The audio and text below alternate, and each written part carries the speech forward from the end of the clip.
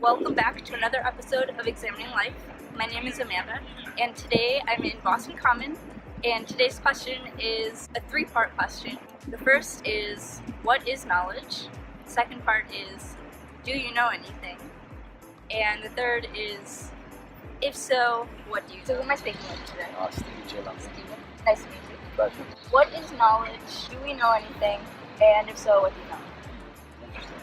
So, first I want to begin by saying when I saw your standing it sparked my curiosity in the sense of what is your pursuit of leadership. But to your question, I'm a fan of Socrates in the sense of like, well, we don't know what we don't know. Right. And so like, what do we know, and what we know is all relative to like what we've been taught or what we've learned and so forth. Right. Nothing's innate to the company's world. Though that's my philosophy.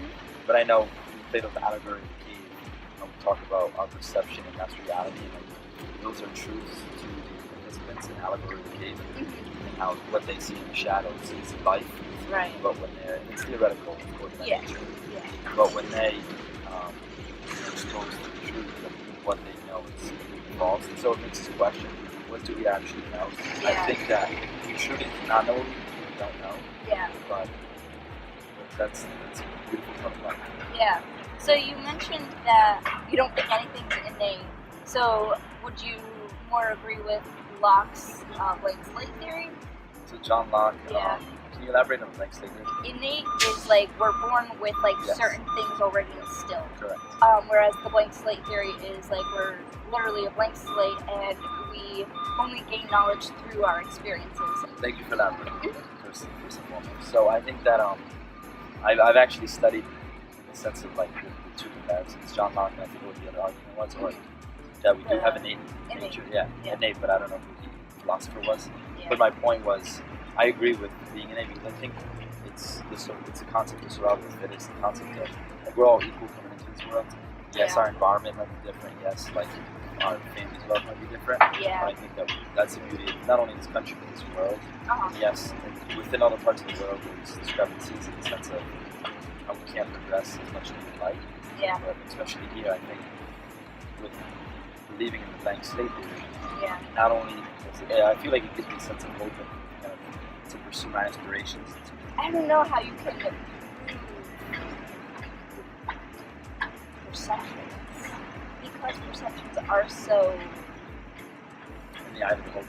yeah. I mean, like the grass and the leaves are green. That's true. We know that. It is a fact. But if you had a baby with this individual and you taught that baby that the grass is yellow, right, the sky is green, right, then exactly. that would be true to the baby. Right, exactly. So it's like just because we call something green or call something yellow, it's like, is that the absolute truth? Yeah. Like, yeah. No, it's Yeah. not the absolute truth, but it's our generally accepted truth. Right. But it's, Yeah. I mean, Lowercase. Lowercase, yeah. Yeah, Or lowercase T, k. T, Yeah. right.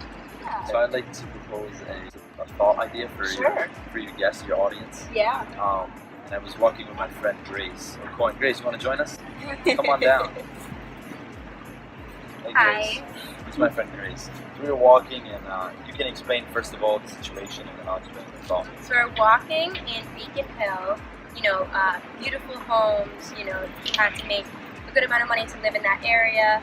And we walked by, like a laundromat, and we saw a woman just working hard and just thinking, like, it must be kind of hard to just go into work and think that everyone surrounding you is making like so much money and things just don't always come as easily for others. So as she brought up that kind of thought that she analyzed just upon our walk, I remember like just a thought idea or just thought for discussion. Yeah. So it's if I propose this, there's two societies, right?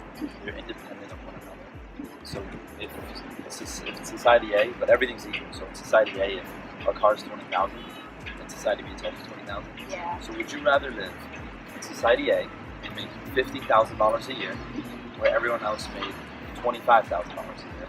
Or would you rather live in society B, where you made $100,000 a year, but everyone else made $200,000 a year? Now, granted, they're independent of each other, so you can't compare one society to the other. And once you enter one society, you're in that society. So which one would you want to, or I'll leave it open for discussion? I would say I'll pick society B, where I would make 100,000 and everyone else makes 200,000, because if the greater society has a greater good, then that would also make my life better, even though I don't monetarily make as much as everyone else. And obviously this is the theory, so your answer is the theory as well. Yeah, right. But one thing that comes to mind, just to counter that, is in essence it make your life better, but like to what extent is it better, right? Right. Because do you really kind of gain off others? Uh-huh. And then the other thought was that you're technically accepting to make half as much as everybody else in society. Yeah. Which, you know what I mean? Obviously we're talking in financial terms, which isn't everything. Right. But you're entering a society where you're saying, I want to be the only person in the whole world, or the whole world, to make half as much as all my peers. And like, how do you feel then? Now back to your example of the lady working in the laundromat. Yeah. Like she's someone who probably works for 50 hours and makes an income to feed her family and so forth. But because she's working in a primarily wealthy neighborhood and everyone's driving Maseratis or kind of just nicer cars, Jaguars, Camaros and so forth. Yeah. Now she feels that she's less. And Yeah. it's all back to relativity. And so Right. like what we have or don't have, we tend to view from what others have or what we see, and we don't even sometimes realize. Yeah, and if I were actually, and I chose option B as well, but the more you think of it, I mean, it's kind of a difficult question, but like thinking that in a world where everyone is equally, as far as, you know, just money-wise, Right. but like being the only one who's looked at as like it's not poverty so much, but I mean in comparison to everyone else, it's like you're inferior just because of that, like looked at as like a poverty, even though I mean it's 100,000, like that's great Yeah. in this one, but yeah, so it's definitely a complicated question to answer. Yeah. So then one idea thought off of that is that you say like the more you think about it, you kind of feel like, because I know at Yeah, first you said A. right, and I said to Steven that I feel like maybe tomorrow I'll wake up and I'll choose option A, and it's just kind of like you go back and forth. It's something to make you think. Right. Yeah, absolutely. And so what I was going to say off of that is there's people who choose option A, and they've done, and I'm sure some of your audience will. Yeah. But within option A, when someone does choose option A, Yeah. what I'll say is, so what you're telling me is that you'll choose to make half as much as you could choose, as you could have. You know what I mean? Like if I Right. said, do you want a $10 bill or do you want a $20 bill? And Yeah. all you have to do is pick one, and you can have it. And if you told me I want the $10 bill, like, do you know what I mean? You'd be like, is there something wrong? And if I Right. frame it differently, right? If I'm like, well, the $10 bill is right here, and the $20 bill is jump over 2 cones, that's different. But if Yeah. I'm giving it to you and I say just take one, Yeah. and now if I frame Right. it that way, what you're telling me is that you prefer to make $50,000 a year instead of $100,000, just because everybody else makes more. Right. And right, and so Yeah, now definitely. you are shaping your income based on the income of others. Yeah. And like I said, a car's the same. So in society B, even though you make half as much as everybody, you make twice as much as you would. So you can have twice as nice of a car, twice as nice as a home that much bigger. Right. That was what I was thinking. And so, but the thing is, then when you think that, your thought is off of society A. So you're like, it's twice as nice as society A if I had society B.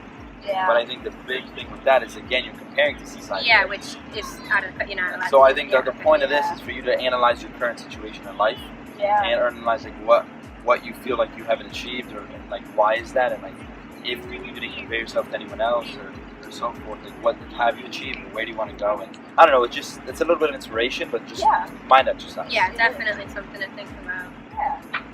Thank you. So Just remember, you don't know, you don't know. If you enjoy my channel, please subscribe and let me know in the comments below how you would answer these questions. What is knowledge? Do you know anything? And if so, what do you know? And also please comment on how you would answer our thought experiment that was discussed in today's episode. Thank you. Bye.